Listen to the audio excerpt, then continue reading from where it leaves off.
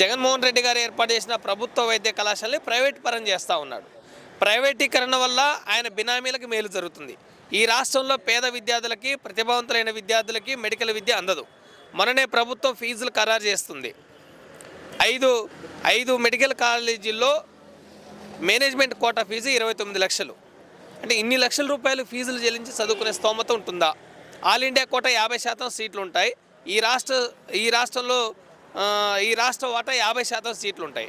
కాబట్టి రాష్ట్రంలో ఉండే 50% సీట్లో మేనేజ్మెంట్ కోటా ఉంటుంది. మేనేజ్మెంట్ కోటాలో ఈరోజు ప్రైవేటీకరించడం ద్వారా విద్యార్థులకు కన్వీనర్ కోటాలో సీట్ వచ్చే అవకాశం ఉందా? ఎట్టి పరిస్థితుల్లో ఉండదు.